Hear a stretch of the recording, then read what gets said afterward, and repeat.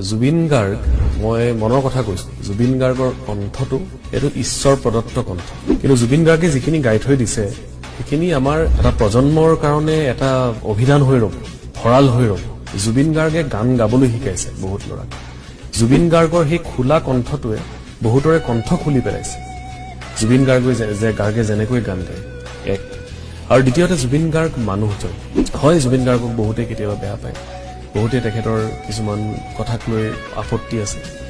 কিন্তু আপুনি ব্যক্তিগতভাৱে যেতিয়া লগ পাব Zubeen Garg he is a man of gold সোণালী মানুহ সঁচাকৈ মায়া মাথো মায়া তুমি জানো